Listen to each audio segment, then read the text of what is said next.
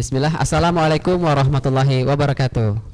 Waalaikumsalam warahmatullahi wabarakatuh. Alhamdulillah, kami dari channel Mawid Makassar mengucapkan kepada penonton setia Mawid Makassar dimanapun berada, taqabbalallahu minna wa minkum, taqabbal ya karim. Taqabbalallahu Ustaz. Taqabbalallahu minna wa Masya Allah. minkum. Jadi yang pertama Ustaz, kami selaku host ingin mohon maaf lahir batin dulu nih Ustaz, satu-satu kepada Ustadz Masudi, maaf lahir batin Ustadz, Ustadz Syam dan Ustadz Rahman, ya maaf lahir batin Ustadz. Baik Ustadz, jadi alhamdulillah hari ini kita akan bincang-bincang nih Ustadz terkait Lebaran, ya. Setelah kemudian sebulan penuh kita berpuasa, kita menyambut Hari Raya Idul Fitri 1446 Hijriah. Nah, bagaimana nih menurut Ustadz setelah sebulan penuh berpuasa, kesannya untuk ibadah puasa tahun ini? Kita start dulu dari Ustadz Rahman, silakan Ustadz. Oke, baik, terima kasih. Bismillahirrahmanirrahim. Ya, maklum, menjalani puasa yang luar biasa di tengah padatnya aktivitas juga menguras energi, akhirnya menurunkan daya tahan tubuh. Alhamdulillah ini suara baru sedikit kembali. Kemarin sampai parau, sampai hilang, bahkan ucapkan amin pun tidak bisa, hanya suara tidak terdengar. Tapi alhamdulillah sekarang sudah bisa bersuara, bisa bersama teman-teman.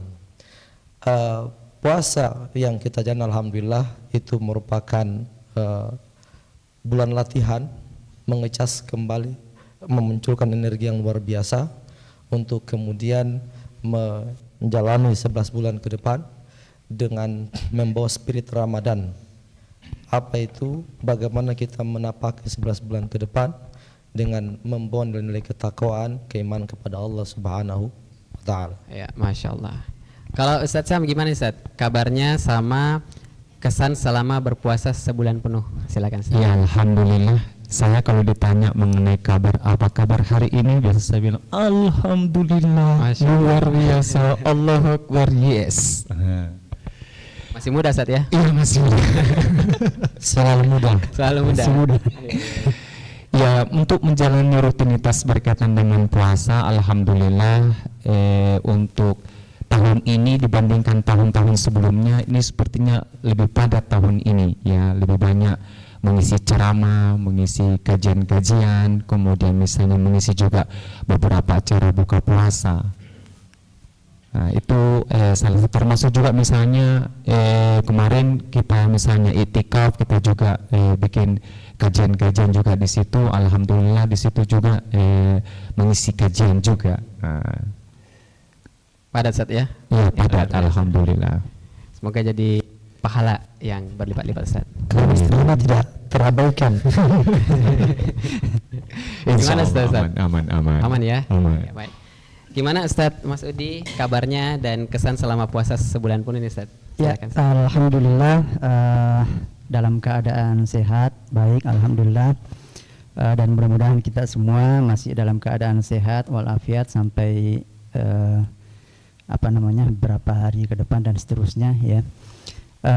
Alhamdulillah kesan selama Ramadan ini, ya, tahun ini mungkin ya saya juga merasakan seperti yang dirasakan tadi Ustadz Syam, ya.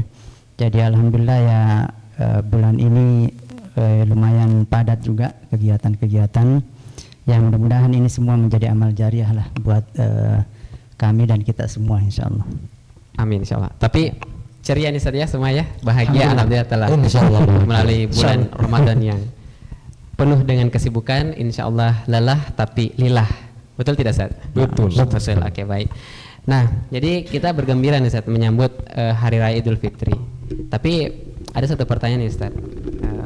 Esensi dari puasa sebulan penuh itu sebenarnya apa Ustaz? Kita sahur gitu kan, subuh-subuh, kemudian puasa penuh sampai maghrib dengan segala aktivitas kita tadi telah disampaikan banyak, sampai kemudian buka puasa berulang terus selama 30 hari. Apa sih esensi dari 30 hari kita kemudian berpuasa itu sampai kemudian tiba pada Hari Raya Idul Fitri?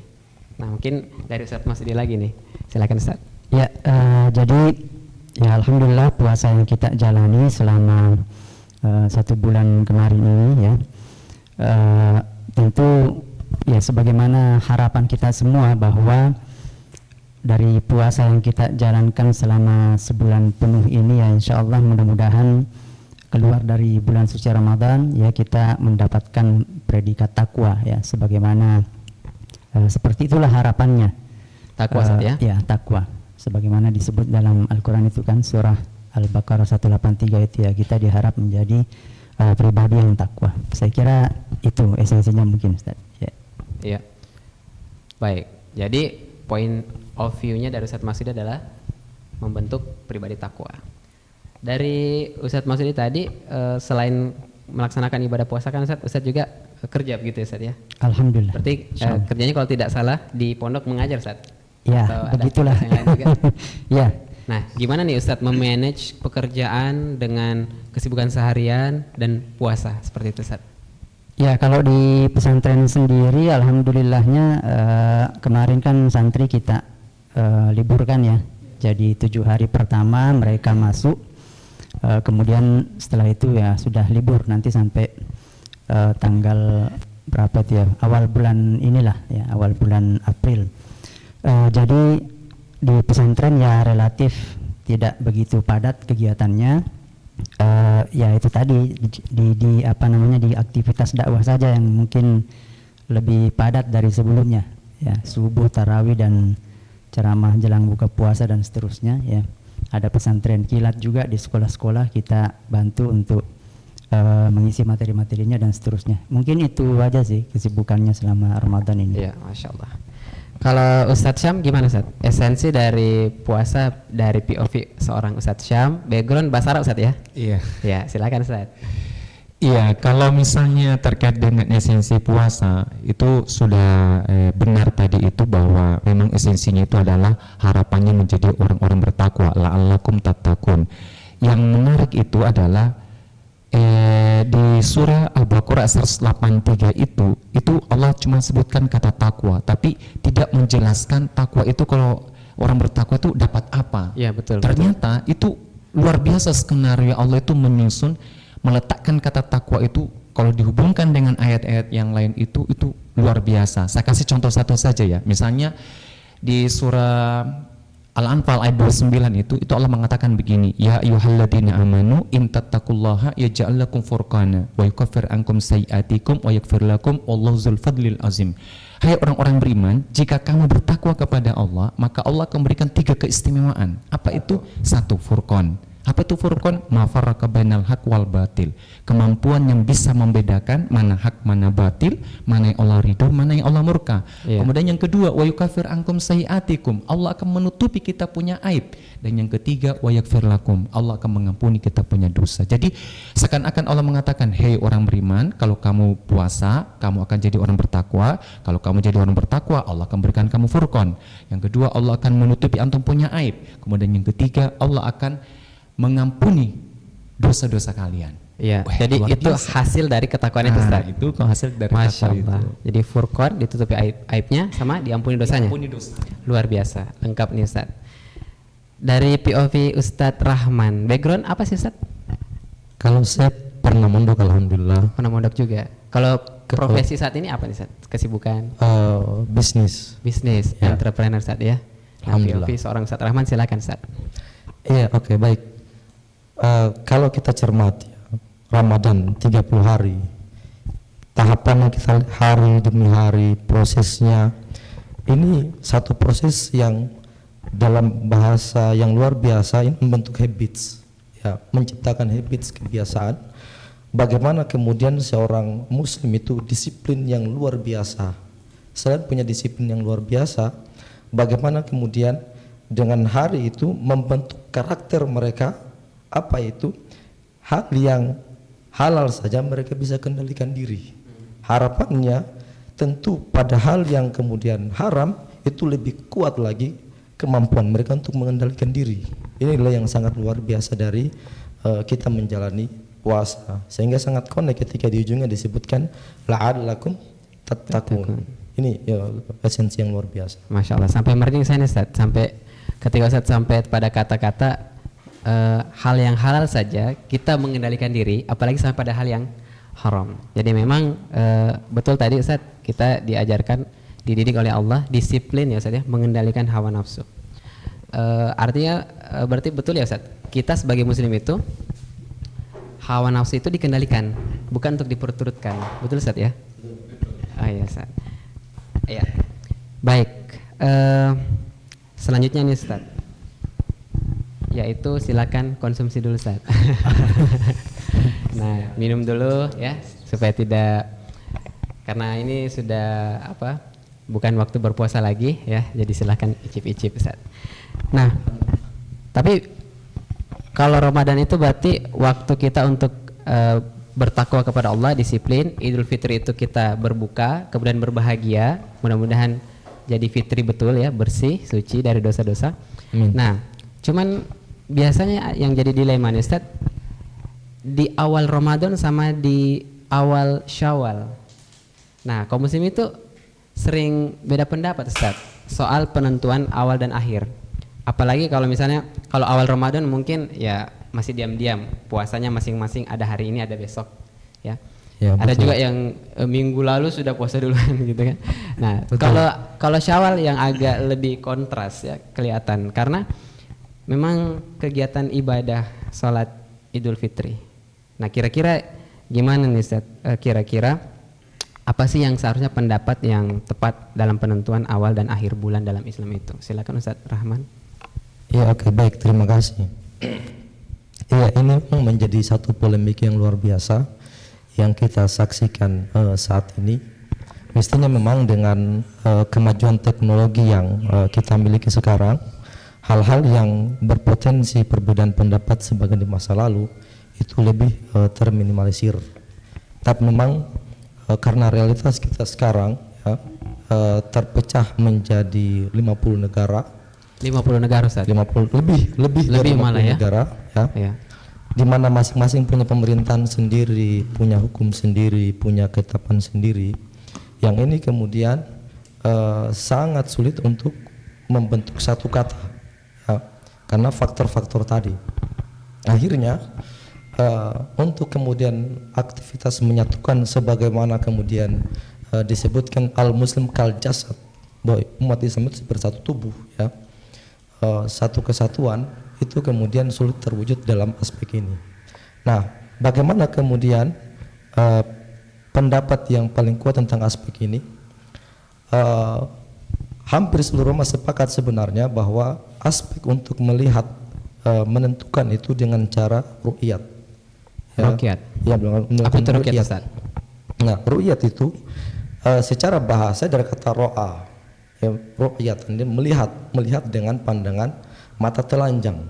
Ya, dengan menggunakan mata telanjang. Nah, apa yang dilihat hilal. Ya, hilal yaitu bulan purnama yang kemudian bukan bulan purnama, bulan yang baru berbentuk satu malam. Nah, itu kemudian dilihat di situ dengan cara itu. Apa dasarnya? Dasarnya kepada hadis Nabi SAW. Sumu li ru'yati waftiru li ru'yati. Ya. Berpuasalah dengan melihat hilal dan berbukalah dengan melihat hilal. Ini yang kemudian menjadi dasar. Aktivitas melihat sendiri itu aktivitas yang qat'i. Ya, kenapa qat'i? Itu aktivitas dengan mata telanjang langsung. Ya. Sehingga bisa dibuktikan. Ya. Bukan dengan dasar dzon, tapi dengan pembuktian. Nah, itulah yang kemudian dijadikan dasar untuk melihat. Mungkin perbedaannya biasanya dalam aspek apakah kemudian melihatnya itu lokal atau melihatnya itu global. Nah, itu yang kemudian terjadi perbedaan. Kalau di masa lalu mungkin itu wajar, tapi kondisi sekarang, apa yang terjadi di Mekah sekarang bisa disaksikan di sini. Iya. Apa yang terjadi di sini bisa disaksikan langsung di bumi lain. Sehingga hal-hal yang kemudian kesulitan di masa lalu bisa diatasi di masa sekarang. Sehingga persoalan itu harusnya bisa terselesaikan. Kemudian muncul pertanyaan, bagaimana dengan hisab misalnya? Nah, hisab itu sendiri sebenarnya itu digunakan sebagai acuan untuk kemudian menentukan kapan dilakukan yang namanya proses melihat hilal. melakukan aktivitas ru'yah. Itulah posisi hisab. Dasar daripada hadis Nabi SAW tadi itu dasar yang sangat jelas bahwa memang untuk menentukan kapan awalnya, kapan akhirnya itu Nabi menyampaikan untuk kemudian melakukan ru'yat. Iya. Kalau kemudian terhalang bulan misalnya, maka Nabi menyampaikan pada sisi lain, faqduru alaih. Jadi ukur ya, tentukan dia. Nah, dalam hadis yang dijemputkan dengan fa'akmilu iddat Sya'ban salasin. Ketika terhalang misalnya dengan awan, maka Nabi menyampaikan sempurnakan bilangannya Sya'ban sampai 30 hari. Itu sangat jelas, tidak dipakai kemudian ketentuan yang lain. Nah, ini pendapat yang kami ambil. Iya, baik, Masya Allah. Tadi Ustadz menyampaikan terpecah menjadi 50 negara lebih. Berarti awalnya memang dari satu mungkin ya? Iya, betul. Bagaimana POV Ustadz? Memang dari satu negara dulu Ustadz ya? Atau memang dari awal kita sudah 50-an negara lebih atau beberapa negara? Gimana Ustadz Syam? Kalau kita misalnya membaca sirah nabawiyah, itu sangat jelas bisa kita ambil kesimpulan bahwasanya awalnya itu Nabi SAW itu mendirikan pemerintahan Islam. Ya, kemudian kesana semakin kesini itu kekuasaan kaum muslim itu semakin besar begitu ya, semakin besar. Nah, itu nanti berakhir di 3 Maret 1924 itu baru di situ mulai terjadi perpecahan ya, negeri-negeri kaum muslim yang tadinya satu itu berubah menjadi puluhan bahkan ratusan daerah begitu ya, ratusan daerah. Nah, padahal itu Nabi kan SAW itu memberikan perumpamaan orang mukmin itu adalah kamasal jasadil wahid. Dia seperti satu tubuh. Kalau satu tubuhnya itu salah satunya itu sakit, maka sakit seluruhnya. Jadi harusnya itu penentuan awal dan akhir Ramadan itu harusnya itu sama semuanya begitu. Ya, sama semuanya. Jadi siapa saja yang melihat bulan di negeri tertentu, di daerah manapun itu berlaku untuk semua orang. Kemarin ada diskusi menarik dengan beberapa jamaah masjid itu yang pernah sering menawarkan kepada kami itu berkaitan dengan mau jadi khotib Idul Fitri. Ya. Tapi saya bilang begini, saya bisa terima jadi khotib Idul Fitri, yang penting pengurus dan jamaah itu menggunakan rukyat global. Iya. Nah, kayak gitu ya, rukyat global. Terus bagaimana? Dia minta sederhananya seperti apa? Misalnya kayak gini.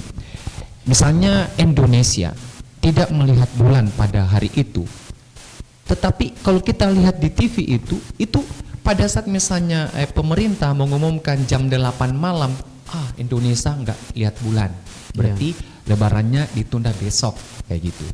Padahal masih ada jam 9, masih ada jam 10, jam 11 sampai waktu subuh begitu. Nah, itu kan matahari semakin ke barat, itu bulan juga semakin besar. Iya. Gitu. Jadi ini akan memungkinkan bahwa di negeri-negeri bagian barat itu besar kemungkinan dia bisa melihat bulan.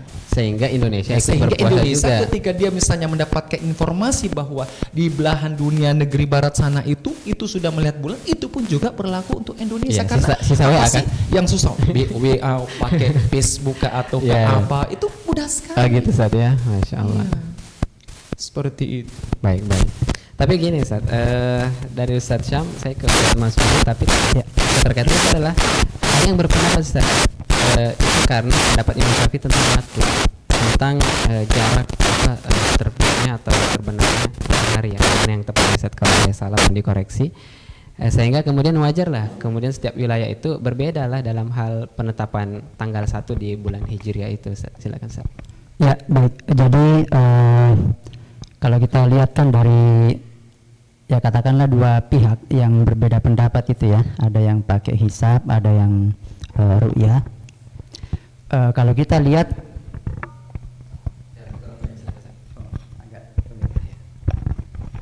kalau kita lihat yang berbeda pendapat ini kan baik yang hisab maupun yang ru'yah, dalil yang digunakan itu kan sama ya, yang disampaikan tadi bahwa sumu li ru'yatihi wa aftiru li ru'yatihi.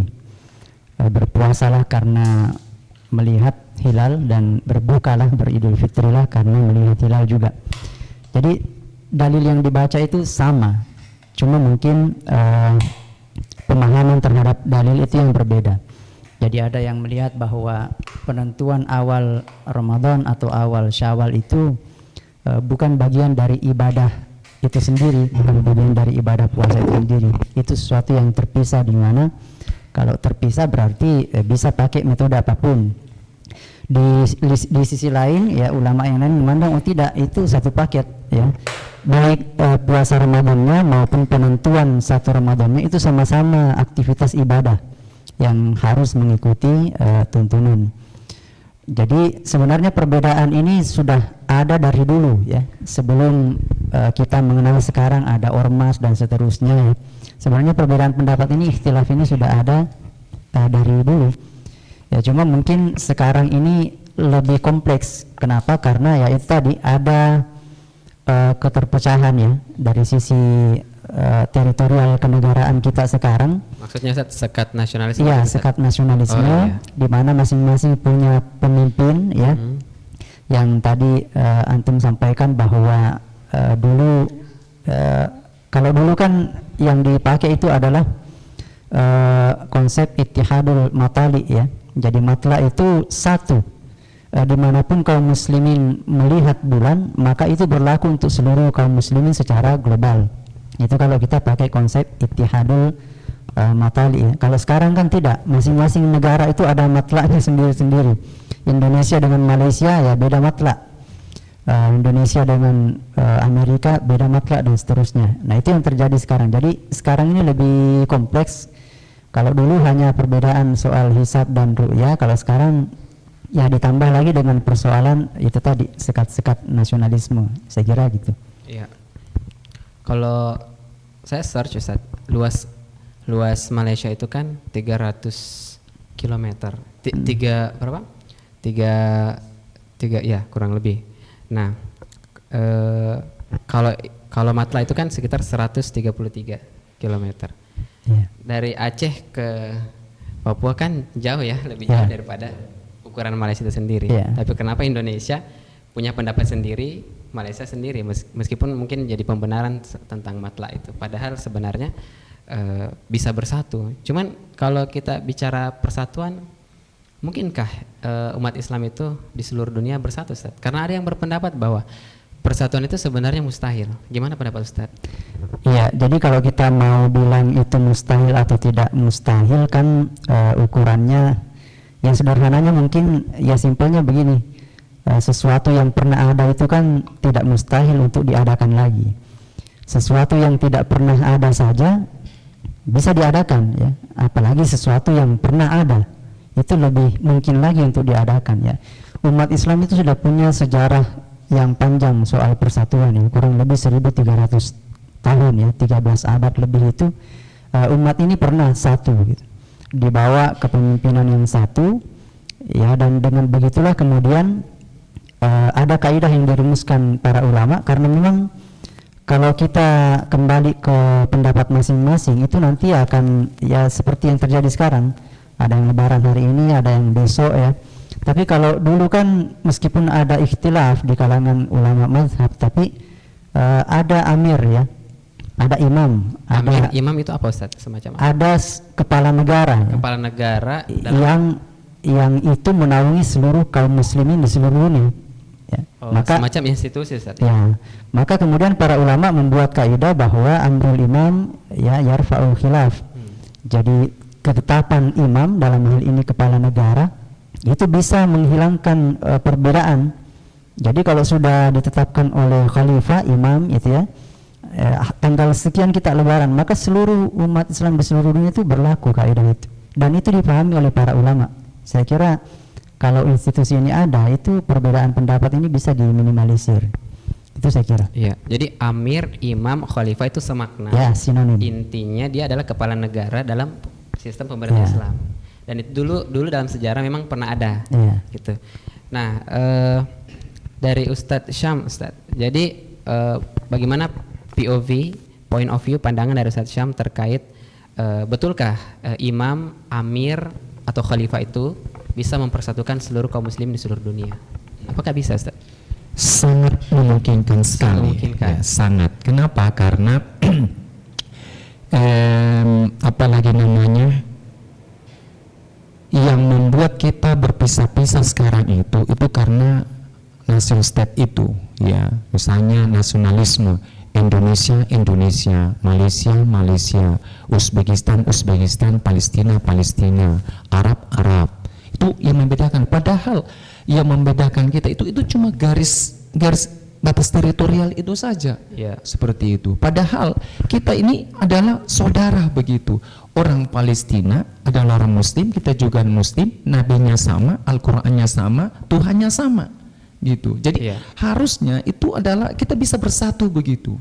Ya, harusnya bisa bersatu. Makanya kan Allah Subhanahu wa taala meminta kepada kita bahwa wa'tasimu bihablillahi jami'an. Berpegang teguhlah kalian kepada tali agama Allah seluruhnya. Nah, artinya apa? Di sini Allah minta kita ini bersatu begitu. Wala tafarraqu, jangan bercerai-berai. Nah, seperti itu. Jadi justru Allah Subhanahu wa taala melarang itu bahwa nggak boleh bilang Indonesia, Arab, Malaysia, Irak, nggak bisa begitu. Itu harus satu kesatuan begitu. Harus satu kesatuan. Kalau bahasa hadisnya itu kalau kalau Al-Qur'an mengatakan innamal mu'minuna ikhwa, orang mukmin itu bersaudara. Kalau hadis Nabi kamasal jasadil wahid, dia seperti satu tubuh. Ya, kalau satu tubuh itu misalnya dari ujung kepala sampai ujung kaki, itu kan di dalam tubuh itu ada namanya sistem saraf. Ya. Sistem saraf itu yang menghubungkan antar ujung kepala sampai ujung kaki. Kalau ujung kaki tertusuk duri misalnya, maka itu sampai di kepala itu. Ya, betul. Nah, itu sampai di kepala. Kenapa? Karena ada sistem saraf. Nah, sekarang sistem sarafnya umat Islam sekarang itu tidak berfungsi. Kenapa? Nah, misalnya kayak begini ya, misalnya kaum muslim itu diibaratkan satu tubuh oleh Nabi, kepala sudah terputus, tangan sudah hilang, kaki sudah hilang, perut juga sudah pindah-pindah, usus ke sana, jantung ke sana, paru-paru ke sana, matanya sudah keluar, telinganya sudah, otaknya sudah. Akhirnya apa? Datang seekor anjing, dia gigit tangannya, maka tubuh yang lain itu sudah tidak rasakan lagi. Kenapa? Sistem sarafnya sudah nggak berfungsi.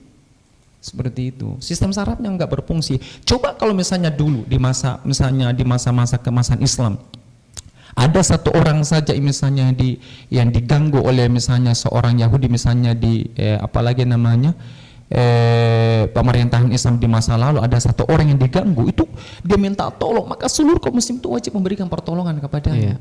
Nah, beda dengan sekarang. Taruhlah misalnya saudara kita di Palestina minta pertolongan, ainal muslimun, di mana orang-orang muslim, kita mau tolong. Itu tidak bisa. Kenapa? Karena pasti terhalang dengan batas teritorial.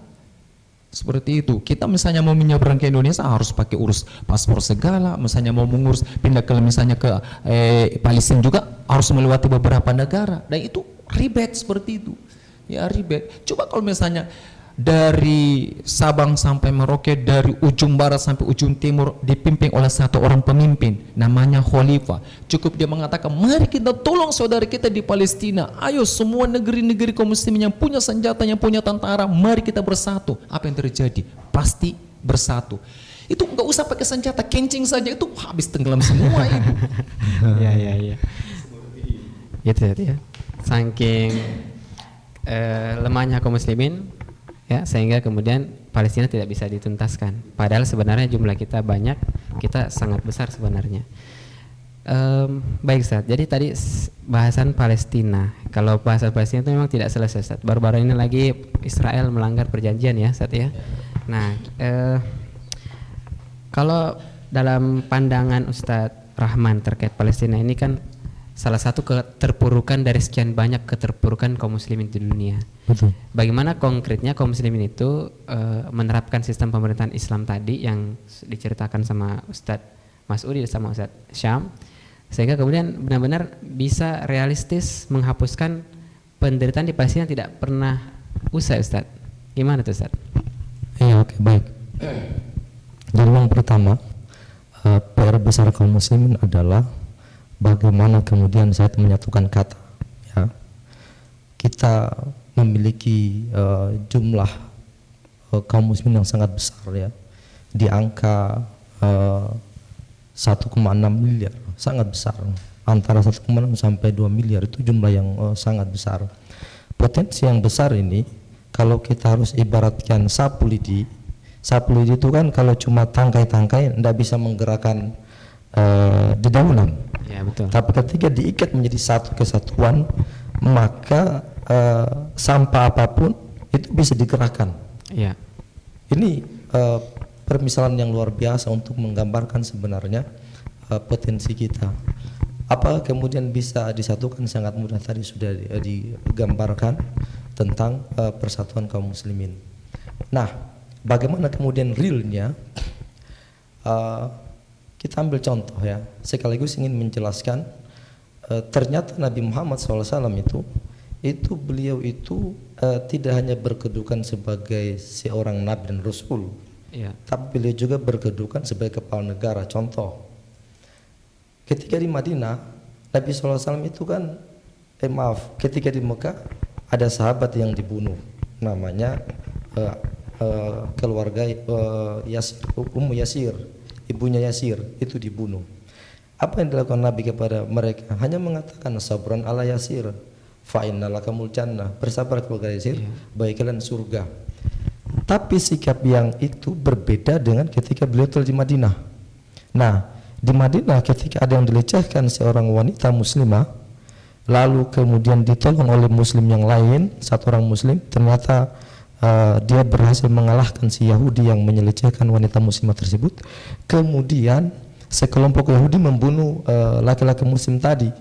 Maka baginda Rasulullah SAW mengerahkan seluruh kekuatan para sahabat untuk kemudian mengusir Yahudi yang melanggar perjanjian dan mencelakai, mencederai kehormatan wanita muslimah. Ini luar biasa. Jadi Kenapa sikapnya berbeda, Ustaz? Ya. Kenapa sikapnya berbeda? Kenapa berbeda sikap? Pertanyaannya adalah siapa yang bisa menggerakkan kekuatan pasukan? Ada yang mengatakan bahwasanya di sana itu sebatas kepala RT. Pertanyaannya, apakah ada RT yang bisa menggerakkan pasukan? Kan tidak ada. Dalam konteks dunia modern, justru itulah pekerjaan kepala negara. Bagaimana kemudian Ke kepala Abu, negara HP-nya ke Abu. ada iklan sedikit. Ya. Silakan, Ustaz. Oke, baik, lanjut. Oke, baik. Ya. Jadi hanya kepala negara saja yang bisa menggerakkan pasukan. Nah, karenanya Nabi SAW mengambil tindakan real. Apa tindakan real yang dilakukan Nabi SAW terhadap orang Yahudi? Adalah mengusir mereka, mengusir mereka keluar dari bumi Madinah. Kenapa diusir? Telah ada kesepakatan untuk kemudian menjaga kehormatan kota Madinah. Ternyata memang mereka sejak awal adalah manusia-manusia yang melanggar perjanjian. Ya, betul. Jangankan perjanjian sesama manusia, perjanjian dan Allah dilanggar. Iya. Ada banyak ayat diungkap oleh di situ. Karenanya mengharap perjanjian seperti sekarang yang kaum muslimin berbahagia dengan adanya perjanjian damai antara Yahudi dengan Hamas. Kami sejak awal ketika melihat itu mengadakan perjanjian dengan Yahudi itu sama kita mempercayakan sesuatu kepada pembohong. Artinya mustahil itu akan ditepati. Sudah terlalu banyak realitas mereka melakukan perjanjian. Karenanya perlu kekuatan real. Apa kekuatan real yang disebutkan? Umat Islam ini sebenarnya tidak kekurangan energi, tidak kekurangan militer, tidak kekurangan pasukan, amunisi, senjata, tidak kekurangan, semua ada. Yang kurang itulah satu komando yang menggerak satu komando. Contoh, ketika masa, bayangkan di Daulah Utsmaniyah terakhir pada pemerintahan Sultan Abdul Hamid II, itu sudah posisi yang oleh Barat melabeli kekuasaan Islam itu dengan istilah the sick man, laki-laki yang sakit. Meskipun sakit seperti itu, ketika akan ada parade penghinaan kepada Nabi SAW yang dilakukan di Eropa, di Perancis, maka pada titik itu beliau Khalifah Sultan Muhammad II memanggil duta besarnya untuk menghadap ke kantor Khalifah. Ketika datang itu diancam dengan menggunakan sepatu itu dan dibalik, tanda akan dihancurkan. Mendengar itu Ratu Elizabeth itu langsung keguguran, saking luar biasanya efek kandungannya. daripada Ada data berita tentang itu. Ya, luar biasa. Saking luar biasanya. Kemudian akhirnya apa? Rencana untuk melakukan Parade. teater penghinaan kepada Nabi SAW langsung dihentikan. Masya Allah. Kenapa? Beliau menyampaikan, aku akan menggerakkan jihad akbar, menggerakkan seluruh kaum muslimin. Nah, makanya itu satu komando itu sekarang kan sulit. Kenapa Mesir tidak bergerak? Padahal dekat sekali dengan Palestina. Iya. Karena tidak komando. Mereka juga tidak berani mengambil. Jangan sampai mereka menyerang Palestina, Eropa di bawah komando Amerika bersatu padu menyerang. Sementara dia mengharapkan bantuan umat Islam, nggak ada yang bergerak. Iya. Ini kemudian kelemahan yang dimiliki oleh umat Islam saat ini. Karenanya sampai kapanpun kondisi Palestina akan tetap seperti ini selama umat Islam tidak memiliki satu komando di bawah satu kepemimpinan Al-Khilafah Ar-Rasyidah. Iya. Dan kondisi kaum muslimin hari ini banyak Ustadz yang mencukupkan diri dengan berdoa, dengan donasi, Betul. bahkan hanya mencukupkan diri dengan boykot saja. Padahal itu bukan solusi tuntas, Ustadz, ya. Ibarat kata kalau adik kita depan mata kita dizolimi sama orang, kita boykot dia, kita kasih obat, kita kasih makanan, kasih uang gitu kan, itu kan keliru juga, Ustadz. Nah, menarik tadi terkait Palestina, Ustadz. Jadi butuh satu komando untuk menuntaskan persoalan itu. Kita ke Indonesia dulu, Ustadz, yang agak dekat, yang dekat nih dari wilayah kita. Indonesia juga banyak sekali nih persoalan-persoalan yang menimpa ekonomi, politik, ya, pendidikan, sosial, masyarakat kita bermasalah gitu. Dalam POV Ustadz Syam, apakah satu komando oleh seorang amir, kepala negara Islam atau khalifah ini bisa menuntaskan persoalan itu juga, Ustadz? Atau gimana, Ustadz? Ya, jadi sebenarnya menyikapi masalah Palestina itu solusinya sebenarnya sangat tegas, hanya dengan jihad. Jihad. Seperti itu, harus dengan jihad. Hanya saja pada saat kita misalnya mau menunaikan perintah jihad itu kan kita terkendala. Ya, terkendalanya di mana? Itu tadi tidak ada yang mengkomandoi, ya, tidak ada yang mengorganisir. Nah, makanya kalau misalnya jihad itu wajib untuk membela saudara kita di Palestina, tidak bisa ditunaikan jikalau tidak ada yang mengkomandoi, maka wujudkan yang mengkomandoi itu fardun. Nah, itu ada kaidah yang berbunyi menarik begini. Ma la yatimu wajib illa bihi fahuwa wajib. Suatu kewajiban, tidak sempurna kewajiban itu ditunaikan kalau tidak ada sesuatu, maka sesuatu itu menjadi wajib. Misalnya Palestina ini solusinya jihad. Terus jihad ini tidak akan maksimal kalau tidak ada pemerintahan Islam. Nah, maka mewujudkan pemerintahan Islam itu menjadi kewajiban. Walaupun misalnya tidak ada ayat mengatakan diwajibkan bagi kamu mendirikan pemerintahan Islam. Nggak ada memang ayat yang seperti itu. Tetapi dari sekian misalnya dalil-dalil yang bisa kita temukan, itu sangat jelas cara menarik kesimpulannya para ulama. Itu adalah kita butuh pemerintahan Islam ketika mau menuntaskan Palestina. Selama pemerintahan Islam itu tidak ada, maka yakin saja dan percaya masalah Palestina ini tidak akan tuntas setuntas-tuntasnya. Seperti itu. Paling-paling gali lubang, tutup lubang, gali lubang, tutup lubang. Tahun ini begini, tahun depan begini, tahun begini. Begitu saja berulang-ulang. Ya, datang lagi misalnya minta doakan, minta misalnya kirimkan obat-obatan, kirimkan makanan. Besoknya lagi dibom lagi, dirodal lagi, dibantai lagi. Begitu seterusnya. Pertanyaannya sampai kapan kita harus seperti ini? Iya. Kenapa tidak dikaji mana problem sebab, mana problem akibatnya? Kemudian bagaimana kita harus menyikapinya? Harusnya kan begitu. Umat Islam ini seluruh ini banyak orang yang cerdas kok. Seperti itu. Banyak orang yang pintar, banyak yang pro, banyak yang ahli militer, banyak tinggal dikomandoin aja sama seorang khalifah. Iya. Seperti itu. Yang pelik di negeri ini juga bisa dengan cara itu, Ustaz. Yang negeri ini juga harus seperti itu, Iya. ya, khususnya misalnya Indonesia. Indonesia ini potensinya luar biasa. Kenapa? Karena mayoritas orang muslim itu ada di Indonesia. Seperti itu. Apalagi kalau semangat jihadnya orang Indonesia nggak usah ditanya. 277 juta Seperti jiwa, itu. Masya Allah. Kalau orang dulu bambu runcing saja dia bisa mengusir Belanda, ya itu luar biasa kan. Apalagi kalau misalnya mulai saudaranya di Palestina itu pengen sekali, tapi sekali lagi terkendala. Terkendalanya di mana? Siapa yang membawa kami ke Palestina? Dengan cara apa? Dengan jalur mana? Kita belum sampai di Palestina, sudah macam-macam administrasi yang menghalangi kita. Sudah habis saudara kita yang ada di sana, kita belum sampai-sampai di Palestina. Seperti itu. Nah, ini kendalanya sebenarnya. Beda kalau misalnya Indonesia, Malaysia, Brunei, Uzbekistan, Palestina itu satu kesatuan. Palestina minta tolong, tinggal datang Indonesia. Mana yang saudara saya itu yang Palestina yang dibantai sama Israel? Yang mana itu Israel? Tunjukkan orangnya itu Israel. Bisa diselesaikan dengan itkon tepat, jelas dan tuntas. Oke, berarti Mas Rizky. Ya, silakan. Tentang Indonesia. Sekarang ini kan tagar yang sedang viral Indonesia gelap. Ya. Tentang kondisi kita Indonesia gelap. Kalau kita melihat tentang Indonesia gelap, pandangan masyarakat juga saya masih sangat terbatas. Terbatasnya di mana Indonesia gelap itu lebih besar dari aspek ekonomi. Jadi problem ekonomi.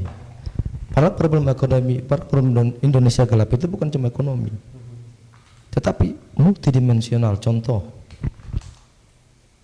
kenakalan remaja luar biasa, bully di sekolah luar biasa, kan problem yang juga diselesaikan dalam aspek selain mungkin ekonomi, kemudian mafia hukum, kemudian mafia migas, ya putarannya sih muaranya persoalan ekonomi semua, ya putaran ekonomi, korupsi dan seterusnya.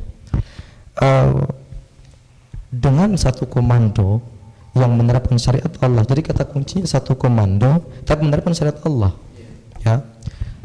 Amerika juga kan satu komando tapi bukan syariat Allah. Jadi yang kita inginkan adalah bagaimana umat Islam satu kesatuan dan itu menerapkan syariat Allah. Dan mengapa harus syariat Allah? Tentu sangat banyak ayat yang menjelaskan tentang itu. Apalagi kita baru melewati momentum Ramadan, ya, yang mengajari kita untuk benar-benar terikat kepada syariat Allah dan betapa Allah itu sebenarnya tidak menyukai, bahkan membenci kita umat Islam hanya mengambil sebagian petunjuknya dan meninggalkan sebagian yang lain. Pilih-pilih. Ya, yang itu Allah kecam di dalam surah Al-Baqarah ayat 85. Betapa keras kecaman Allah di ayat tersebut. Nah, kembali kepada Indonesia gelap. Bagaimana menyelesaikan tentang Indonesia gelap? Contoh, kita ambil satu kasus, kita pengen masalah apa? Katakan host misalnya pengen masalah apa yang diselesaikan dengan panduan Islam, dengan penerapan syariat Islam oleh khalifah tadi. Misalnya korupsi, Ustaz. Oke, 1.000 triliun. Oke, sekarang katakan masalah korupsi. Iya. Nah, berbicara masalah korupsi, bagaimana syariat Allah? Ada pikiran-pikiran dasar yang ini menjadi kata kunci bagi seorang pejabat yang tidak dimiliki sistem sekarang. Apa itu demokrasi yang diterapkan? Oke. Kita kenal demokrasi itu menganut paradigma Machiavelli, yakni menghalalkan segala macam cara guna meraih tujuan. Nah, tetapi ya ini sangat berbeda dengan syariat Allah.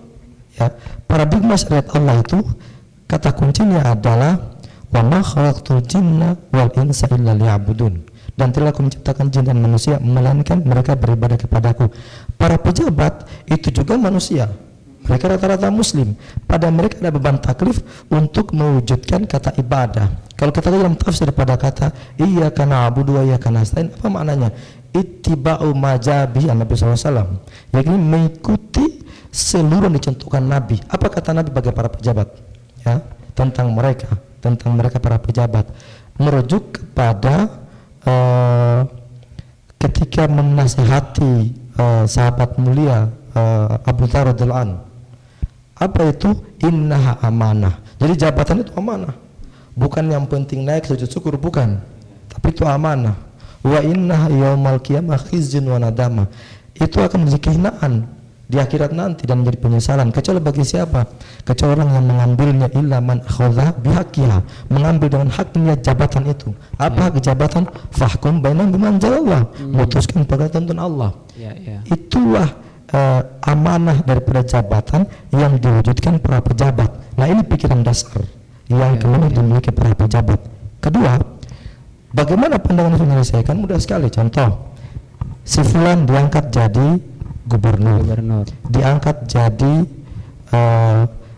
kalau sekarang kan komisaris dan seterusnya yang dimiliki situ.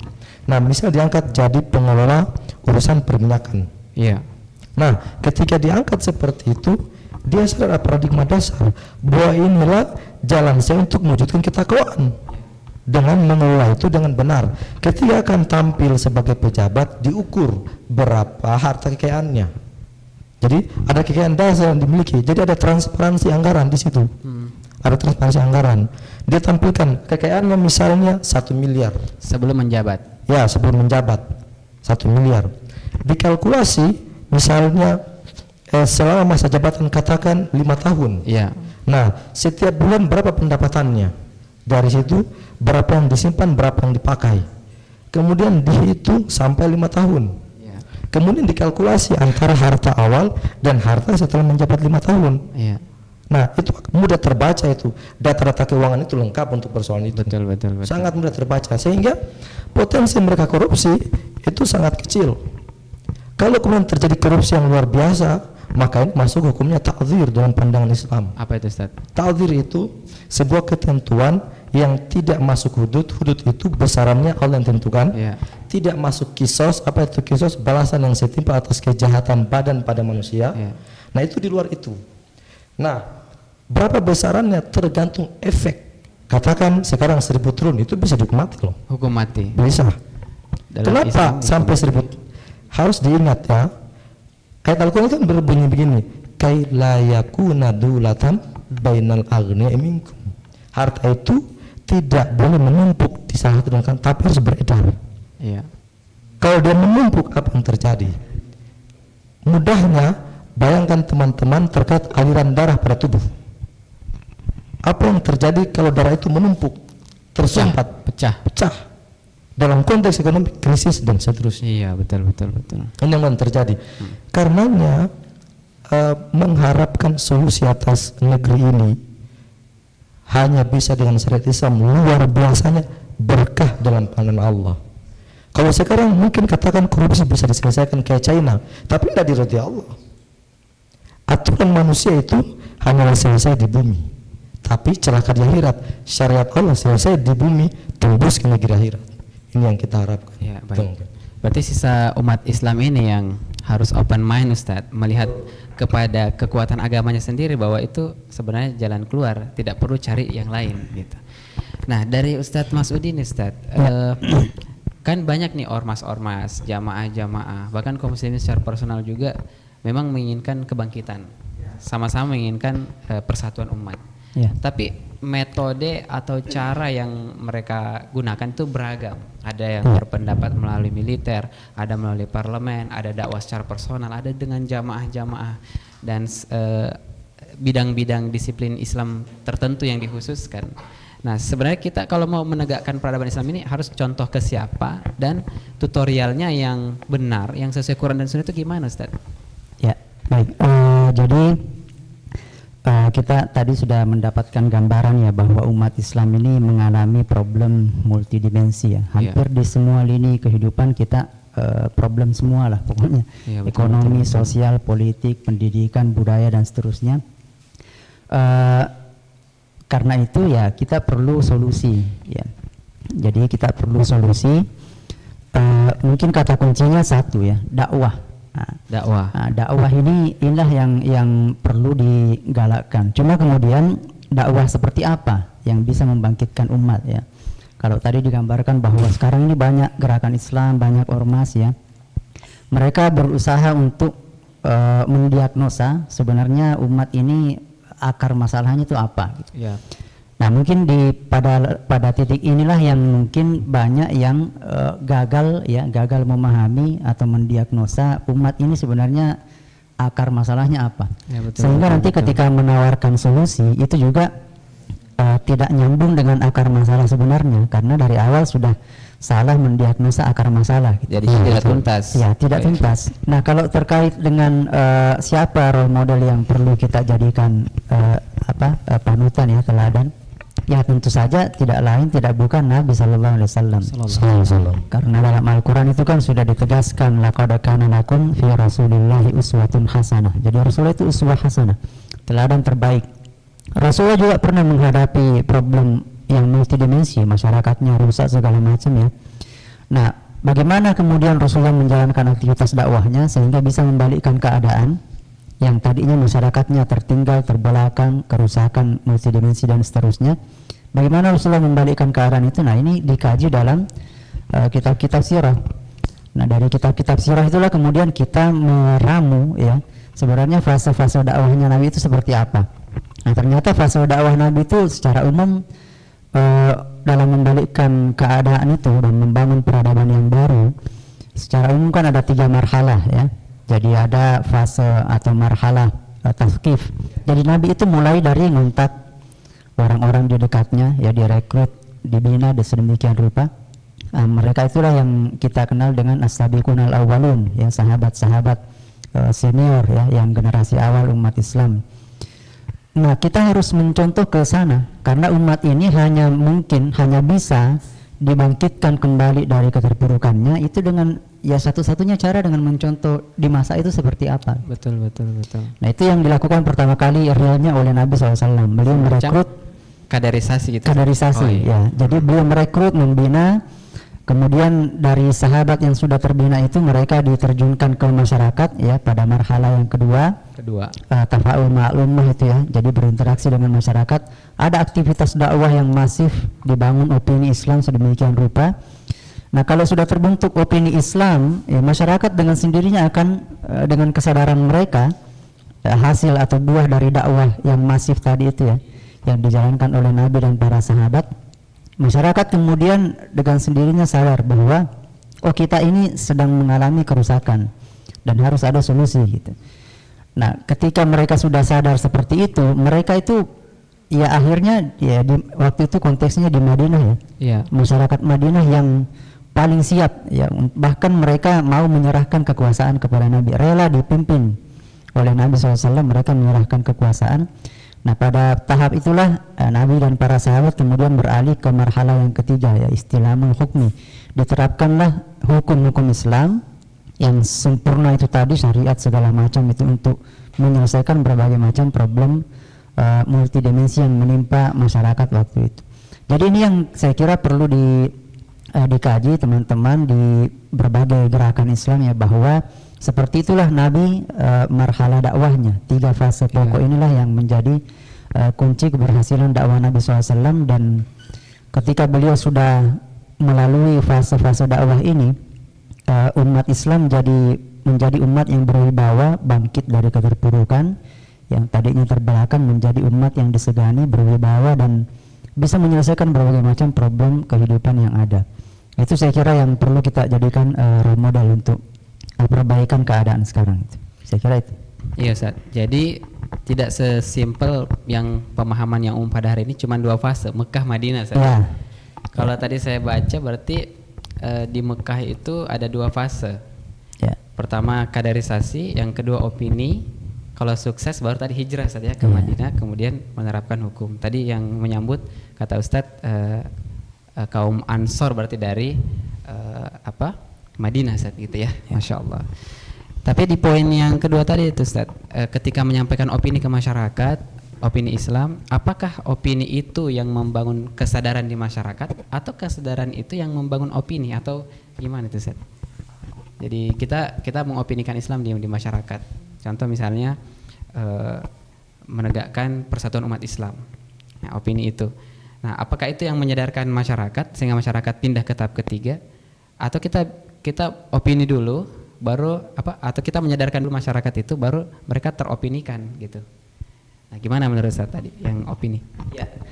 Jadi kalau kita lihat fase-fase dakwah Nabi SAW tadi itu kan beliau mulai dari membina ya, menyiapkan kader-kader terbaik yang memang digembleng sedemikian rupa langsung oleh Rasulullah SAW.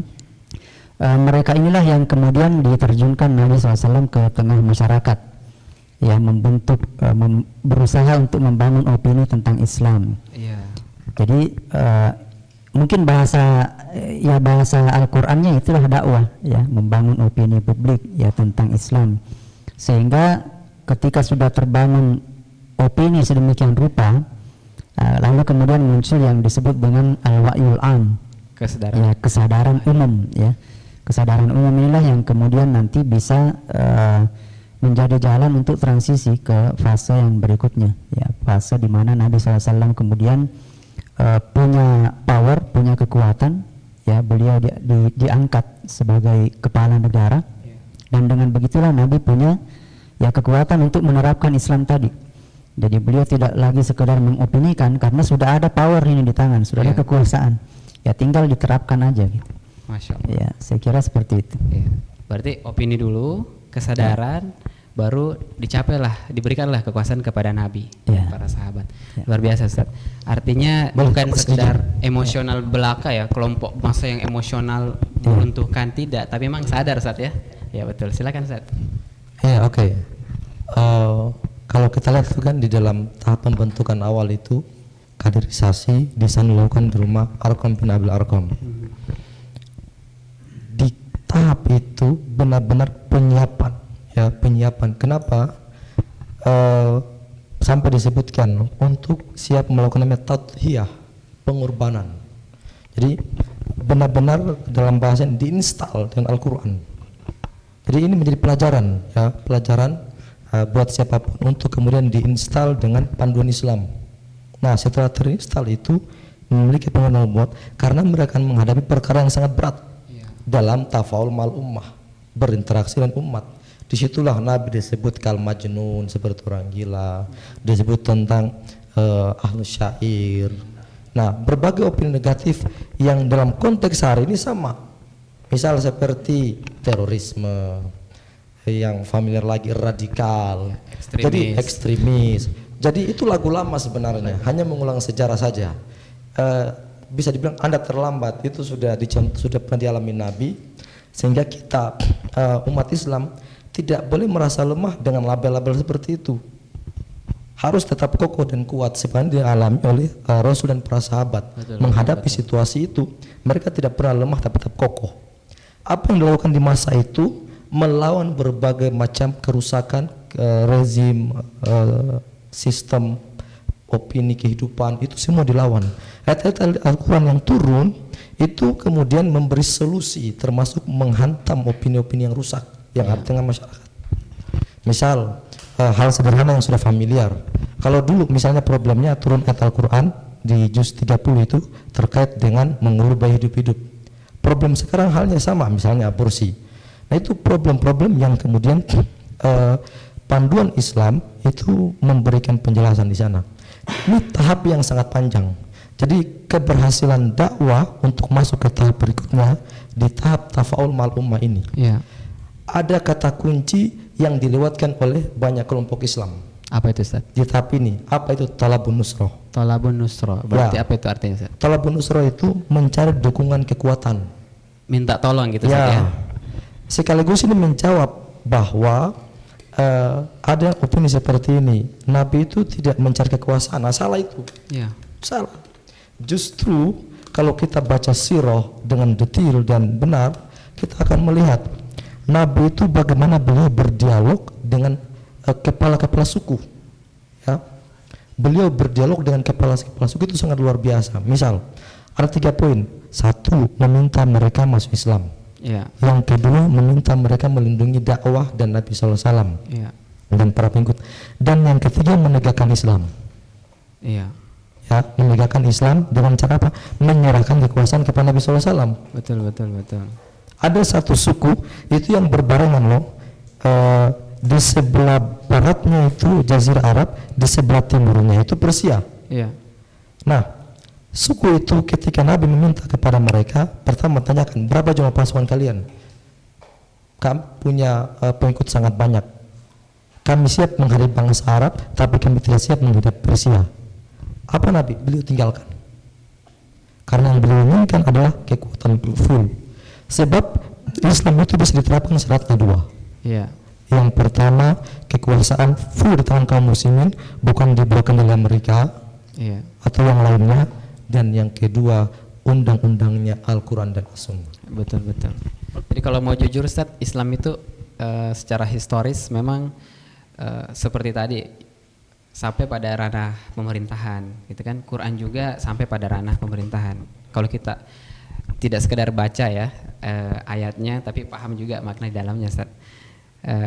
Jadi kepada Ustadz Syah mungkin sekaligus mungkin bagian akhir nih Ustadz, karena kita terbatas waktu juga ya. Mungkin sudah rindu bareng keluarga lagi, mau ketemu lagi sama keluarga di rumah. Nah, terkait umat Islam ini tadi sudah digambarkan metodenya. Nah, bagaimana sih umat Islam itu harus bersikap terhadap dakwah gitu? Karena ada kemudian yang ikut juga latah bilang ini terorisme, ini kegiatan yang anti hak asasi manusia, anti Pancasila dan seterusnya kan, kegiatan yang ditolak oleh pemerintahan di berbagai negara gitu, karena ingin menegakkan Islam dan mengganti sistem yang ada gitu. Gimana menurut Ustaz?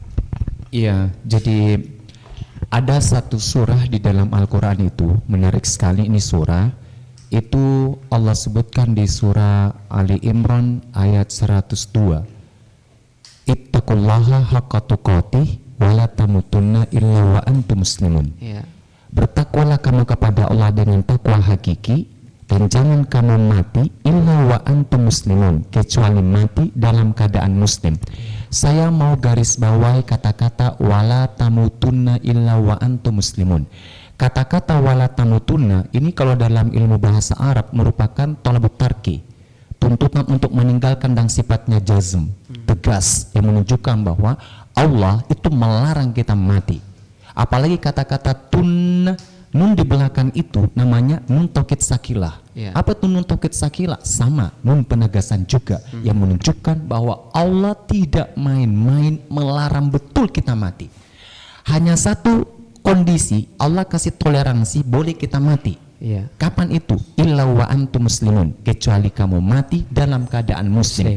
Muslim apanya? Muslim semuanya. Muslim pemerintahannya, muslim ekonominya, muslim politiknya, muslim militernya, muslim dalam negerinya, muslim luar negerinya, baru boleh kita meninggal. Ternyata kalau kita hubungkan surah ini dengan pernyataan salah seorang sahabat ketika tanya istrinya Nabi, ya Aisyah, seperti apa sih akhlaknya Nabi itu? Nah, kemudian Aisyah mengatakan kana hulukuhu Al-Quran. Alaknya Nabi itu ada Al-Quran. Nah, sementara surah Ali Imran ayat 102 ini itu adalah bagian dari Al-Quran. Berarti ini pernah diamalkan oleh Nabi. Artinya Nabi itu pernah mendirikan pemerintahan Islam. Nabi pernah menerapkan syariat Islam dalam semua aspek kehidupan. Kalau Nabi pernah melakukan itu, maka hakikatnya khitabul rasul, khitabul ummatihi, malam yarid dalilun taksis. Seruan kepada Nabi itu seruan juga untuk umatnya. Selama tidak ada dalil yang mengkhususkan untuk Nabi.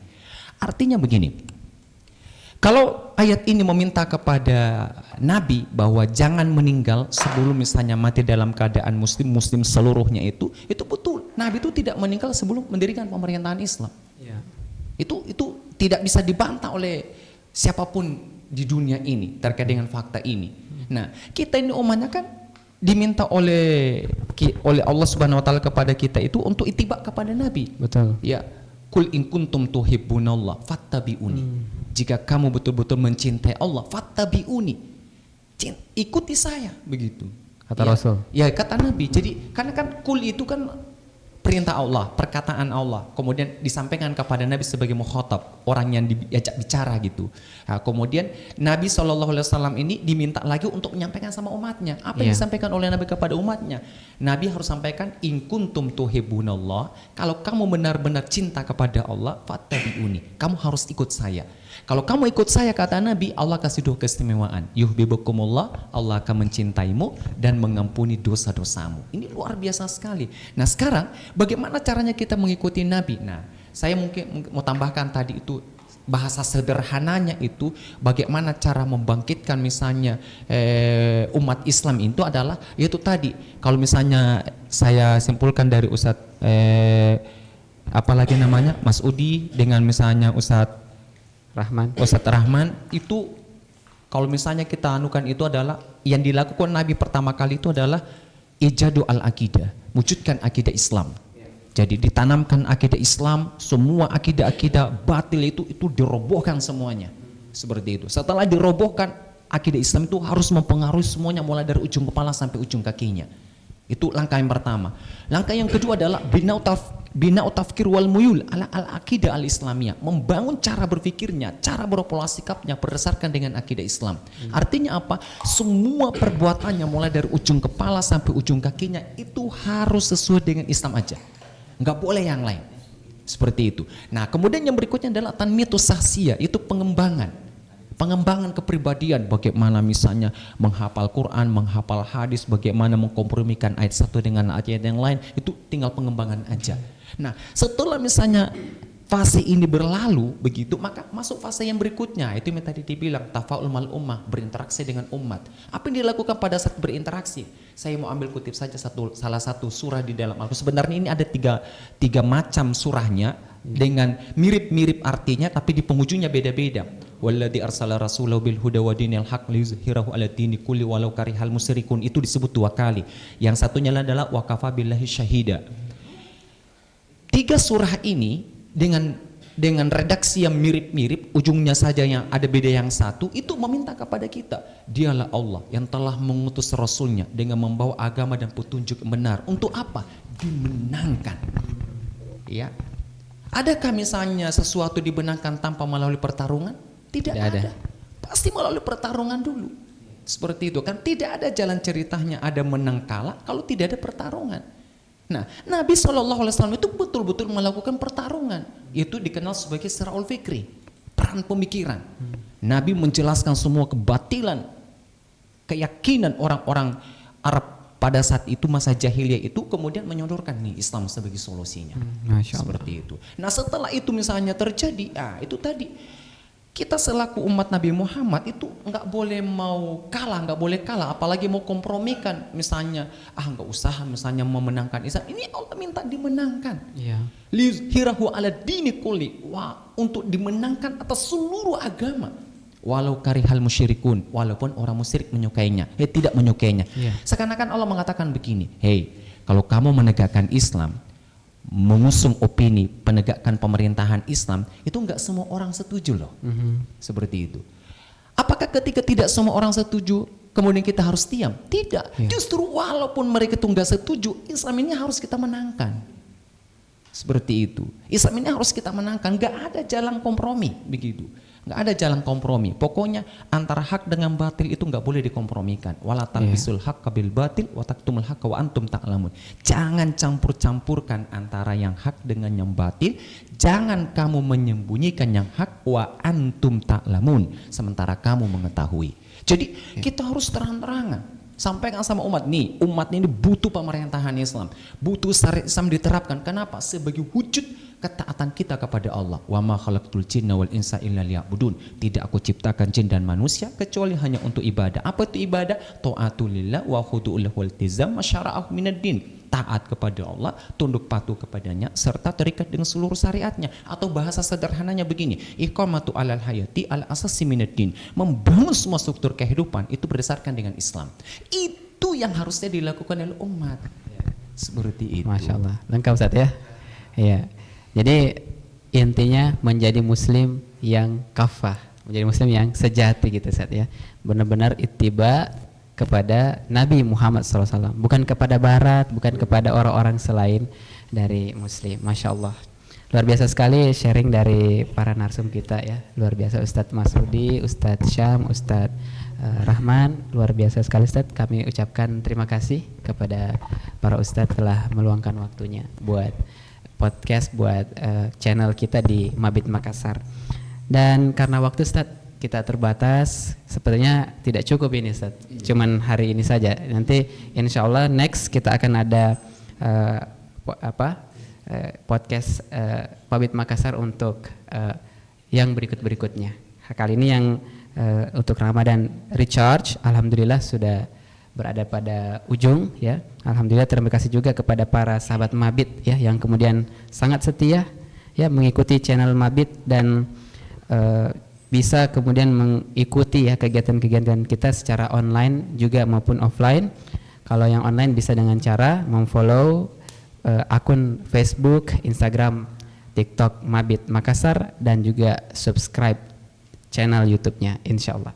Baik, demikianlah hadanallah wa iyyakum ajmain. Assalamualaikum warahmatullahi wabarakatuh. Waalaikumsalam warahmatullahi wabarakatuh. Masya Allah. Silakan